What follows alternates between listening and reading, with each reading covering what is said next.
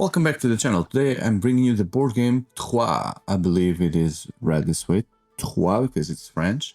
So Troah is a city in France, and you'll be helping building the city in medieval times. I love the artwork. That was what caught my attention into this game, because I didn't know much, but I knew the art and this kind of artistic design, so I wanted to experience. So this edition is from Pearl Games. And you can see like there's a religious figure, there's a civil figure, there's a military figure. That's very important for the game because you'll be doing actions with these three factions. Let's call it factions. Okay. And so this is a 2 to 4 players. It's a complex game in terms of age. And it says here 90 minutes. I'm not so sure if 90 minutes is really the time. And it's already an old game because it won prizes in 2011 apparently, so maybe the game the year that it was released, not so sure. I don't know the chronology of this. So what's happening here? So in the year 1200 the foundation is laid for the cathedral of Troah, but it will not be finished until 400 years later after innumerable incidents. So you will be collaborating in building the cathedral there. You see the map. And the incidents will be attacks on the city, which you'll defend with the military. And then there's the religious force, the civil force here. But basically, this is a worker placement / dice placement kind of game, which mixes two of the mechanics that I like the most. So let's see what is inside. Okay. So first things first, there's the manual, which I'm going to show you. The manual also has here a little bit more of story, the concept of the game, what they are trying to replicate here with the mechanics and the flavor. All right, it's not a big manual. Yeah, that's it. Okay, and there's the reference guide. No, the reference guide is this because the cards. One of the critics that at least I have for this game is that the iconography is not super clear in the beginning. Once you get the patterns it becomes, but in the beginning it's not quite understandable. So you see too many things in the card. So this guide definitely will help you, this reference guide. I'm not sure, because I bought this game used, not sure if it happens with all the games in the market, but at least my version had these bonus cards. So this includes as a reference guide for these 4 cards, as well as there's a solo variant as well here. Maybe this edition is now including those.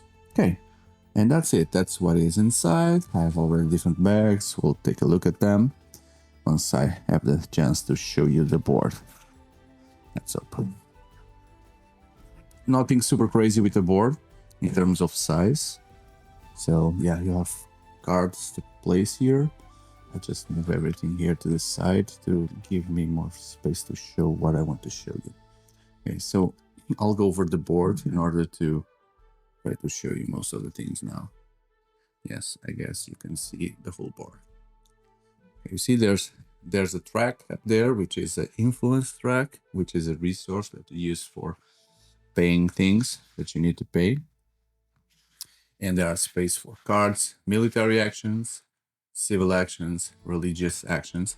And there's the cathedral here. You see, there's a cathedral that you need to help building. Okay, so what else you have inside? The money that you use to buy the actions. You'll see to have to require access to the actions. The dice, many dice. So here the colors represent. So black are the dice that will attack you. From here, you'll be attacked with black dice. Yellows will be the civil dice. Reds will be the military dice. Whites would be the cleric religious dice. So that's the colors. So from a player perspective, you also have the 4 colors for 4 players. Curious enough, there is this wooden colored player, which is rare to see. It's not painted. So yeah, just to point out that. And then even if you play with 4 or less, there are always going to be a neutral player, so the gray are the neutral ones. The neutrals are like the empty spaces which need to be filled with neutral meeples for you to use. You have the scoring points, so in the end of the game, whoever has most of these things wins the game's points, victory points. And then you have both cards. Okay, so I'll start with this here.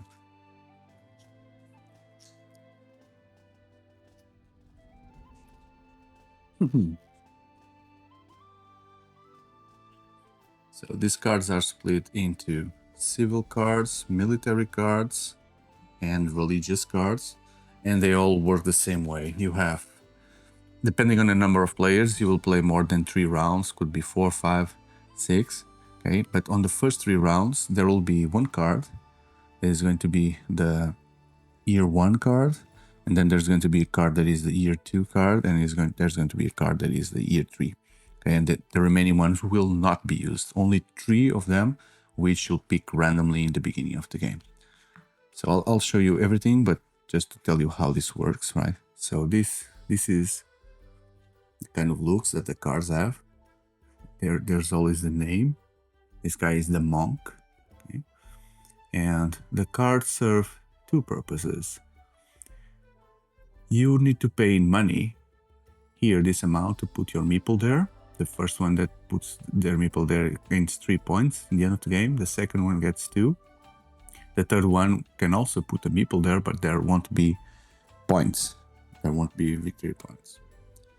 And so once you have a meeple, then you have access to the monk action. Basically, this is an action, which means that you can use then white dice, and I'll show you how that works. The amount of spots that you have on the white dice could be 1, 2, or 3. Divided by 3 will be the result, and then you can do the action as many times as the result from this mathematics. Okay, so this means that I'm going to show you then the rest of the cards. There's the monk action, there's the confession action, always the cost, the points, and then the action itself that you can do. The Templar, the apprenticeship, the side, prêtre. All cards are different. All the actions are difficult to interpret. So you really need to have the reference guide to see what it is. Even this one, you can use 3 types of dice divided by 7, and then you'll convert that into victory points, and it costs 0 to come here. So there will be a race to get a pilgrimage. The prior just multiplies. You use 1 die and it becomes 2. So it's a multiplier. I don't know why priors have to do with duplication. Oh, they duplicated the books. Would it be? No, I don't know. He's holding a book indeed. And then the glass blower, which will give you points considering how you have helped in building the cathedral. Then in terms of civil actions, you have the baker, always the same logic, the cost in money to go there, the points, and then how the action works. The militian man, sculptor, merchant, the miller, artisan, innkeeper, blacksmith, journeyman, and the goldsmith. Then in terms of military actions, the military action, there will be the hunting, joust, archer, diplomat, chivalry, tax collector, mercenary, the captain, troubadour, and the banquet.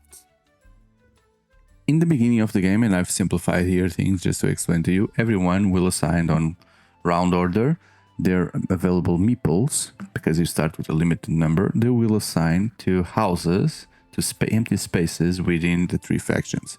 So in this example, I've put here 2 meeples for the orange and 2 meeples on military for the orange. So he starts with 2 dice, 2 red dice, and 2 white dice.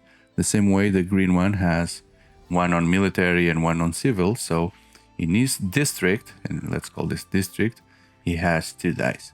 So in your turn, then you need to choose whatever you want to do. Okay, could be getting some of dice and use on an action. You could be fighting invaders.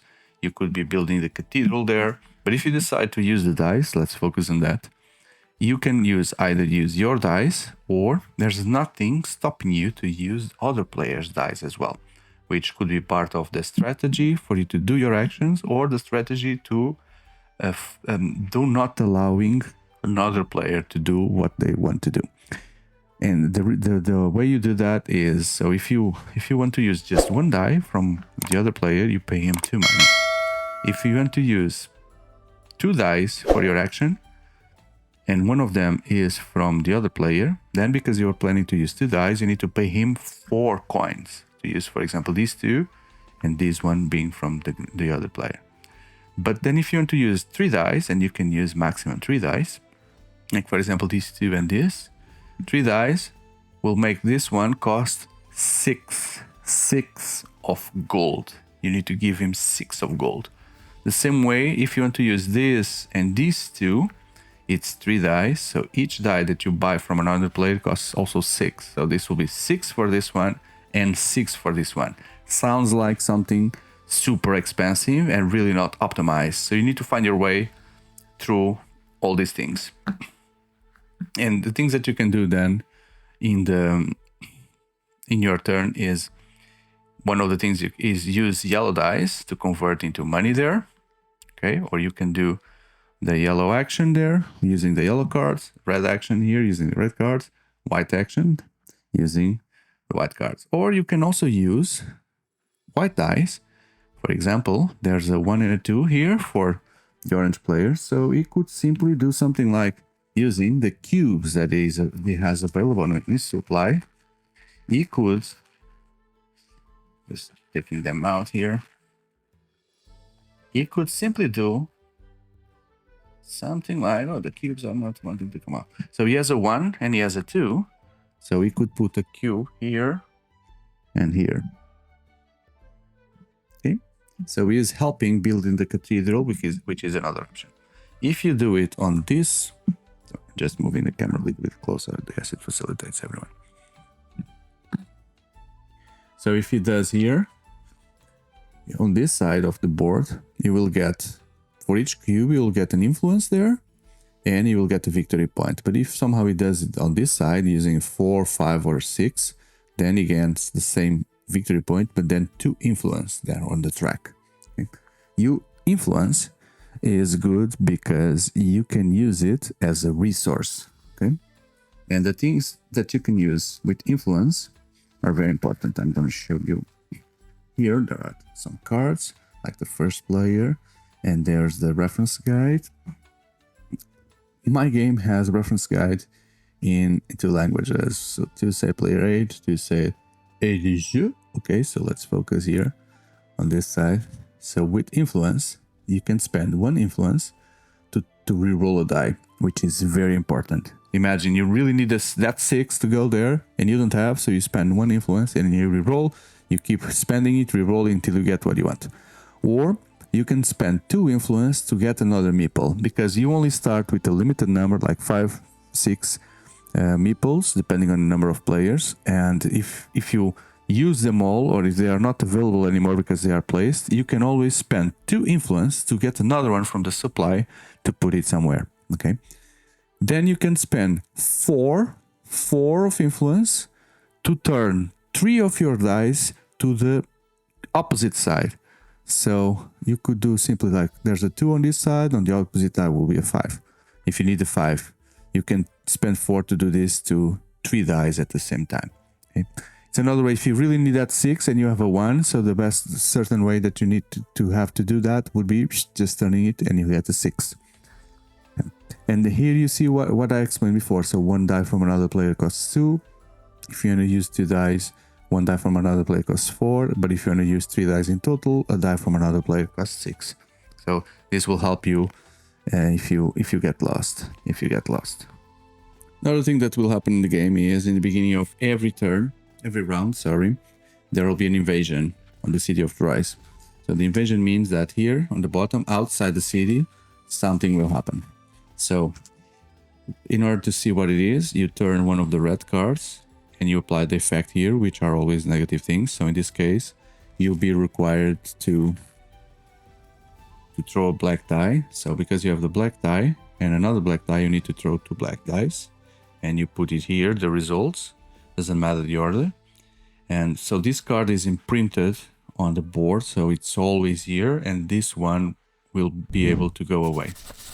And this card says, bring another yellow. So you go to the yellow event deck, and you add something else. Okay, so in this case, we need to face the brigands, we need to face the support, and immediately do the action here, which is something negative that will happen on you put neutral cubes on the black cards, meaning that you won't be able to fill those influence tracks. Because then, by player order, the first player needs to address the highest die, so the first player will need to address this 4. So he needs to have a combination of dice, at least 4. Okay, so if we look up here, imagine that the first player is orange, so you could use a military die to face this, because military dice, the red ones, count twice. So this will be a 6, and it would destroy this one. And then the other player in round order needs to face the second die and the third die, etc. If they are not able to do that, they will lose 2 victory points. So be careful with that. So another possibility would be, so imagine that he has, another player has just 1 die, 1 red, that would count 2, and then he could do this, 2 plus 2 would be a 4. But he is spending 2 dice from his district, right? Because everyone rolls dice in the beginning of the round. It means that from the rest of the turn, he won't have more, these 2 dice will not be available for him because he used those. Okay, so that's why invasions are bad, because they are forcing you to spend dice that you will not be able to use later on. Regardless, once you get rid of 1 card, you get an influence point. And later on, during the turn, when you are doing your actions, another action that you can do is face, it's not only the invasion die, the black ones, which you removed already, but you can also face the event by using the corresponding set of dice that you see here. So for example, if I would want to face the brigands action, I would use my red dice, which in this example, I would do, for example, I could put a 6 here, and it counts as a normal 6. It's not double, only against black dice, but against the card, it's 6 divided by 3 would be 2. So I am able to put here then 2 of my cubes to mark that I've done this. So because I'm covering the flags, I'm getting up there on the influence track 2 of influence that I can use later for other things. Then once these 4 slots are filled, we see whoever has more cubes here, the player that has more cubes will get 3 points, the second one would get 1 point, and the third one would get nothing. If there is a tie, okay, both players divide sum 3 plus 1, it's 4, and then divide by 2, so both would get 2 points. And then the card goes away, and it goes to the player that had more cubes, or in case of a tie, the player that had placed the cubes first. Okay, so you should always put first from the top in order to see who placed first. Okay, the card goes to that player, and there are some objectives related with these cards, so you should keep them. Okay, this is a card that is always here because there is like a desperate action. You can always, if you don't have anything to do, you can always come here with reds, yellows, and whites and get some influence from here. And this is always generating a black die every turn for the players to face. Okay. Don't forget there is a neutral player, the gray one. So he always also rolls dice, so you can pay him to use his own dice. The money goes not for a player but for the bank. And I'm going to show you the remaining cards here just for us to have an idea what's here. Let me see. So this was a yellow one, and this is a red one. Okay, so we'll face things like heresy, always a negative thing, technological conflict, the traveling builders, interrupt work, wayfarers, civil war, the drought, support, resistance, skirmishes, Norman attack, more skirmishes. Wow, 2 skirmishes. And they are the same card. Yeah. Brigands, war, conflict of secession, more brigands, and more brigands. So lots of brigands there. Okay. Another thing that I didn't say, which is important, is in terms of turn order. In the beginning, the proper turn order is so. In the beginning of the turn, you reveal all the cards from the different districts. Then there is an income phase, and you need to pay the salary. So an income phase means that everyone gets 10 of money in the beginning, but immediately you need to spend on salary. So every worker that you have on the military house, which will allow you to get red dice, they cost 2 of money. Every worker that you have there on the white building, the religious building, it will cost 1 money. So 1 money, 2 money, those need to be paid immediately from the income that you have. The workers here on this house, the civil house, they don't cost any money, so they are free. And then you do all the actions that we've seen. And when there's nothing else for you to do, you just pass. And when everyone passes, it moves to the last round, which is passing the starting player. But also, another action that you can do is, so you see there are some numbers of the dice. Imagine that I have a 6 here. During my turn, I can use this die, this 6, and I can go here and kick this player out. And I get this spot. So that's a way how you get new dice and take others from getting their own, is by using a die and placing yourself in certain places. Okay, later on, the orange player or another player could just use a 3, for example, to also kick me. So using this 3, it could come here and kick me out and put his own. So all the kicked players go here to this, they go sideways here, and in the end of the round, every player get them back to their supply. It works a little bit different there on the religious part of things, because here you only have 2 lines, while here you had 6, here you only have 2 rows there. So it would work something like this. So if I have a 6, a white 6, I would come here and I will push everyone out. This one goes there, and I will take that spot. So I'm the furthest away for being kicked out. So it's very important, that placement, because you know the more you are on the left, the longer you'll take to be kicked.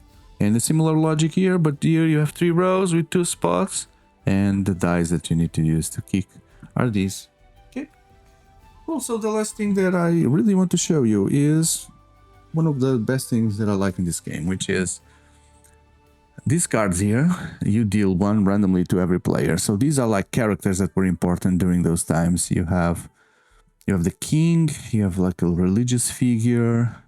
This is a builder, the guy that built the cathedral, I think. This is the guy that created the Templar Order, the Pope. And now this was a king, or maybe these 2 were the kings. I don't know. Maybe I need to read the material, and the material is in the manual. But the important thing is that when you get one of these things, you know that in the end of the game, there will be extra points considering certain achievements. So if you end the game with 18 coins, you get 6 points. Okay. If you end the game having the more 7 workers on the cities, you get the 6 points. If you end the game having workers on the cards, you get the 6 points. If you end the game with having 15 of influence, 6 points.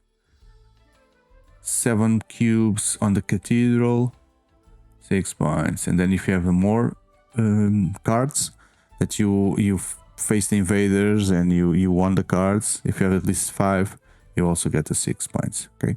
The thing is, you get your own. So I get this one and I know, okay, so if I focus on money, I'll get this. But the other 2 will also get 2 of the remaining ones. But in the end of the game, everyone scores the 3 cards. So the other players, if this was my card, I will score. But the other players in the end will also score their money against this card. And I will also score on their own cards. So it's a shared, although you don't know the other players' goals, those are shared goals because everyone will have, they will be available for everyone in the end. Okay. That's it. Yeah. So, troah. Complex game in the beginning with all the dice, getting the dice, rolling the dice, changing the dice, placing the dice, action cards that look very difficult to read. But it's a very fun game if you like dice placement and worker placement. It mixes both. And there is an expansion for the game, the Lady of Troah, that adds some things, but more cards and some things that you add on the board. But I haven't tried, but I definitely would like to. But I hope that you've liked this video to the point that you hit the like button and consider subscribing. I have a major playlist, very big, full of content for board games, as well as for the major card games out there. And I recently also started releasing a new type of content, which I call the Table Talks, where I'm interviewing people while playing board games online. And the interview is to get to know them, their profiles, their projects, their stories while playing games online. So I definitely think that you'll find interesting content in the channel to consider subscribing and to be part of this community. Thank you very much, and I hope to see you on the next videos. Goodbye.